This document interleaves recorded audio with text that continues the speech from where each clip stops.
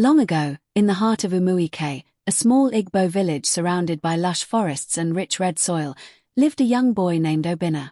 At only 12 years old, Obinna bore the weight of a life far beyond his years. His father had passed away when Obinna was just a baby, leaving his mother, Nneka, to raise him alone.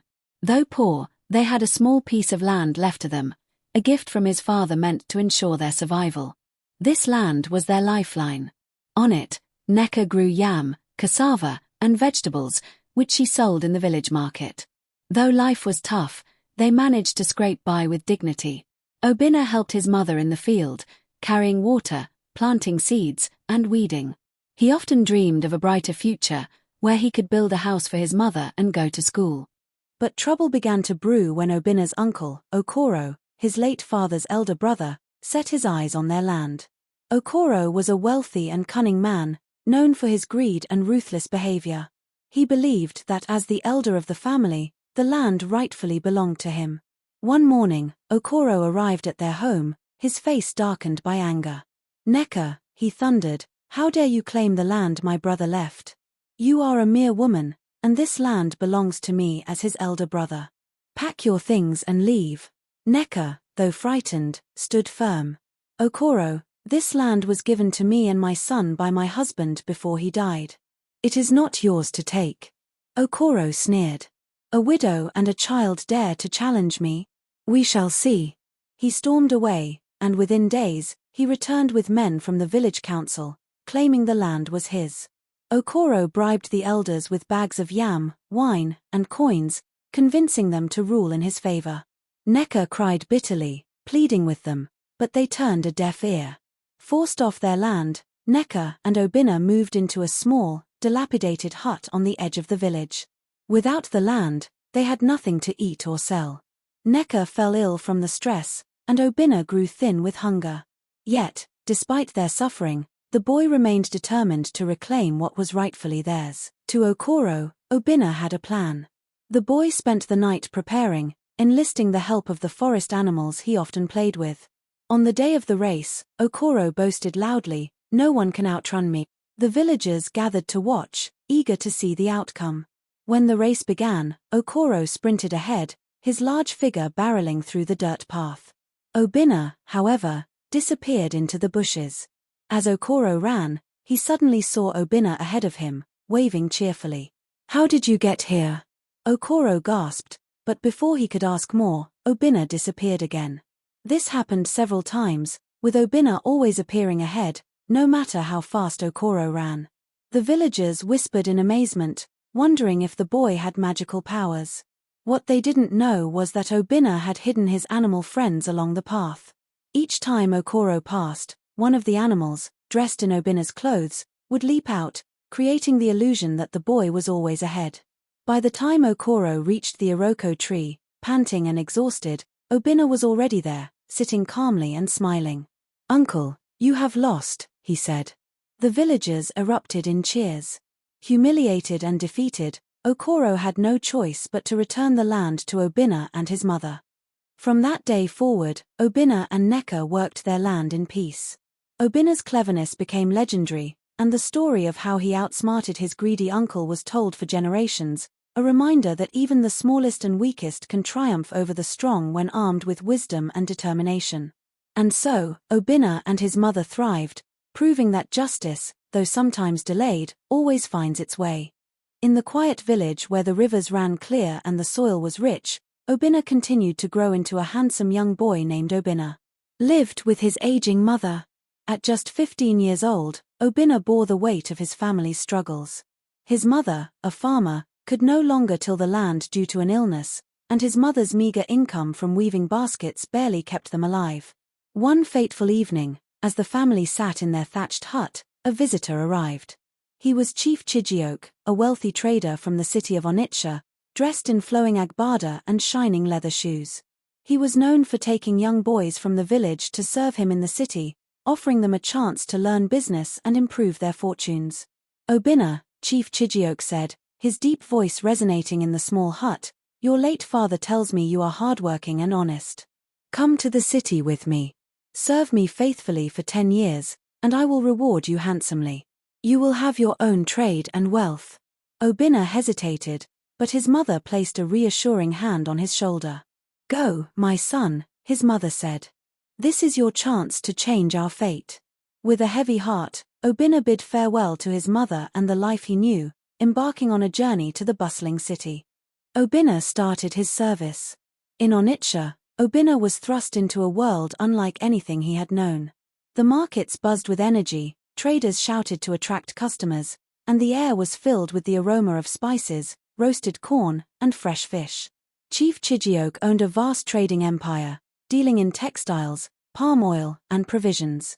Obinna's duties were many. He swept the shop, carried heavy sacks of goods, and ran errands. Chief Chijioke was a strict but fair master, teaching Obinna the intricacies of trade, how to bargain, manage accounts, and identify quality goods. For 10 long years, Obinna worked tirelessly. He endured the taunts of city boys who mocked his village accent, the loneliness of being far from his family, and the backbreaking labor.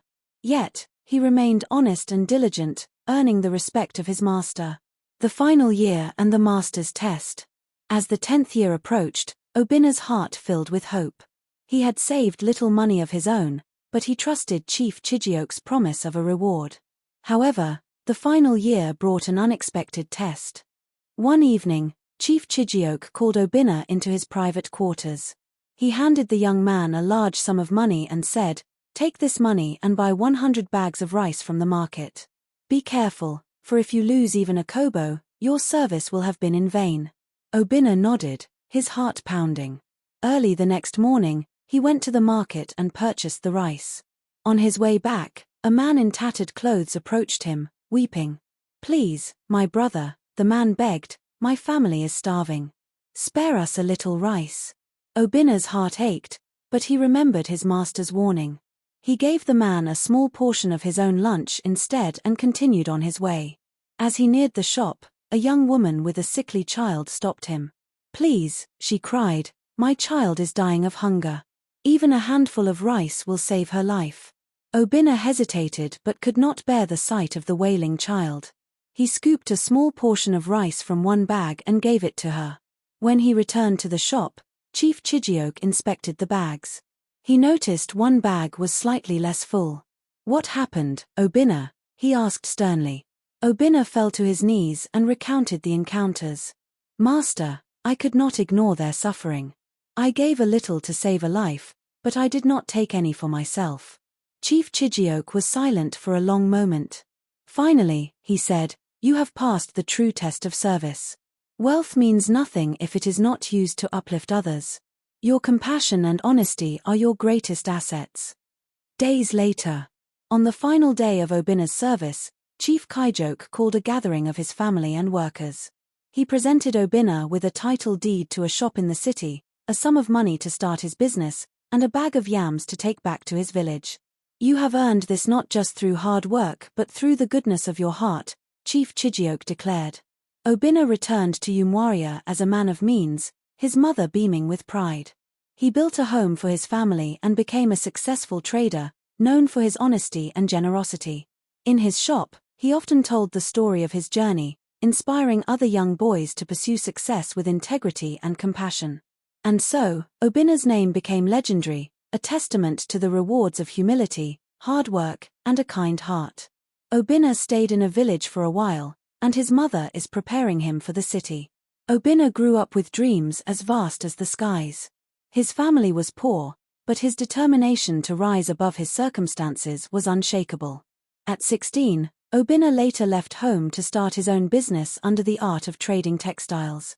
When he reached Onitsha, he hurriedly to his master Shao's house, dropped his ghana, his big bag, went to the bag and give some village foodstuff to his madam and left for market. When he reached the market, he saw his master at where he was offloading his goods. He approached him, knelt down and asked his master to pray for him as he embarked on his road to success. His master blessed Obinna with a modest sum of money, enough to rent a small shop, and encouraged him. "Go forth, Obinna. Build your empire, but remember, patience and wisdom are the pillars of success." The struggles began of a new beginning. Obinna wanted to go into the textiles business, but because textiles require a big capital, He advised himself to go to another business that requires small capital. With hope in his heart, Obinna returned to his village and set up a small shop in the marketplace. He sold fabrics, ankara, George wrappers, and lace. Initially, customers flocked to his shop, attracted by his honesty and friendly demeanor. Obinna was hopeful that he would soon rise to prosperity. But fate had other plans. A series of misfortunes began to plague his business. First, a rival trader, Obiora, opened a larger shop nearby, selling the same fabrics but at lower prices. Then, a flood swept through the village one rainy season, ruining most of Emeka's stock. To make matters worse, many villagers began buying on credit and failed to repay him. Obinna tried everything he could to stay afloat. He borrowed money to restock, traveled to neighboring towns to find better deals, and even reduced his profit margins. Yet, no matter how hard he worked, his shop remained empty of customers.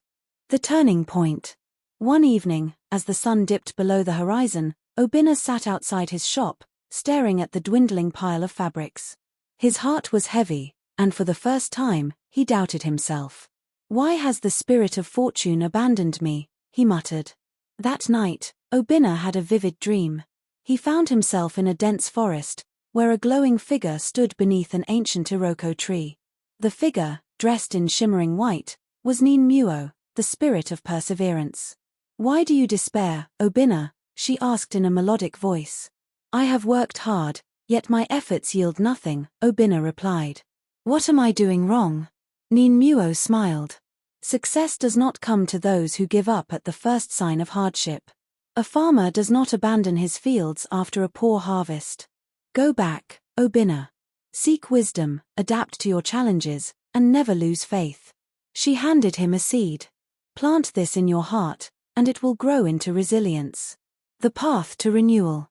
When Obinna woke up, he felt a renewed sense of determination. He decided to seek advice from elders in the village who had succeeded in their trades. One elder, Na Enyanryu, advised him, "The marketplace is a battlefield. Find what others do not have and make it your strength." Inspired, Obinna traveled to distant towns and discovered rare fabrics that no one else in the village sold. He also introduced a payment plan, allowing customers to pay in small installments, a practice unheard of in the village. He began to rebuild his reputation. Slowly but surely, customers returned, drawn by the unique fabrics and his understanding of their struggles. Emeka also started teaching young boys the trade, sharing the lessons he had learned during his struggles. The triumph. Years passed, and Obinna's shop grew into one of the largest in the region. His resilience and innovative thinking earned him respect, and he became a beacon of hope for others facing adversity. One day, a young trader approached Obinna and asked, "What is the secret to your success?" Obinna smiled and replied, "Success is like a river, it flows only for those who persist in digging the channels. Never give up, even when the ground is the hardest." And so, Obinna's story became a cherished tale in Umudim, passed down through generations. It taught that hard work, adaptability, and faith in one's journey would always overcome misfortune. Thus, the boy who once sat outside his empty shop became a legend, proving that perseverance is the key to turning dreams into reality. Obinna continued to do well in his business. People from far and near came to him for favor. He tries to solve people's problems. He was a man of humble beginnings, born to a family of farmers. Through sheer determination and hard work, Obinna had built a modest business selling imported goods. For years, his shop was a favorite in the community, bustling with customers. However, as time went on, competition grew fierce. Larger shops began to spring up, and Obinna's once thriving business began to decline. His sales plummeted, debts piled up, and soon, he could barely afford to feed his family. One fateful evening, as Obinna sat outside his shop, staring at the empty shelves, his childhood friend, Segun, approached him. Segun had always been flashy, with expensive clothes, cars, and a large house. People often whispered about the source of his sudden wealth, but Obinna had never questioned it. "Brother Obinna," Segun said, placing a hand on his friend's shoulder, "I can see your struggles. You work so hard, yet your efforts yield nothing. Why do you continue to suffer when there is an easier way to live?" Obinna sighed. "Segun, I don't know what else to do. My family is suffering, and I feel like a failure. The temptation. At first, Obinna was hesitant. He had grown up with the teachings of his elders, who warned against tampering with dark forces. But as the days turned into weeks and his situation worsened, desperation clouded his judgment. The thought of his wife and children going to bed hungry haunted him, and Sagun's words echoed in his mind. Finally, one night, Obinna made his decision. Take me to the barber, he told Sagun. Piercing eyes that seemed to look into Obinna's soul. You seek wealth, Barber Ogunli said, his voice low and raspy. Wealth is not free, it comes with a price. Are you ready to pay? Obinna nodded, his heart pounding. Yes, Barber. I will do whatever it takes. The barber handed Obinna a small calabash filled with a dark liquid and gave him specific instructions. Drink this potion, and for 7 nights, you must perform a ritual. At the end of the 7th night, your wealth will come. But remember, the spirit that grants wealth also demands loyalty. Betray it, and you will face its wrath. The rise to wealth. Obinna followed the barber's instructions to the letter. On the 8th day, he woke up to find bundles of money stacked in his room. His debts were paid off, and he reopened his shop with more goods than ever before. Customers flocked to him, and his wealth multiplied rapidly. In no time, Obinna became one of the richest men in Omuaran. He bought luxurious cars, built a sprawling mansion, and sent his children to the best schools. He even began to host lavish parties, where the townsfolk marveled at his newfound success. But Obinna's wealth came with strange occurrences. At night, he often heard whispers and footsteps in his home, even when no one was around. He started having nightmares of a shadowy figure watching him, its red eyes glowing with malice. He tried to ignore these signs, convincing himself that they were the price of success. The nemesis. Years passed, and Obinna grew more powerful and influential. But one day, he made a grave mistake. In his arrogance, he began to neglect the rituals Barber Ogunli had warned him to maintain. He stopped offering sacrifices to the spirit that had granted him wealth, believing he was untouchable. The consequences were swift and brutal. One evening, as Obinna sat in his mansion counting his money, the lights began to flicker. The room grew cold, and a chilling wind swept through the house. Suddenly, the shadowy figure from his nightmares appeared before him, towering and menacing. You have betrayed me, the spirit growled, its voice echoing like thunder. You took my gift and refused to honor our pact.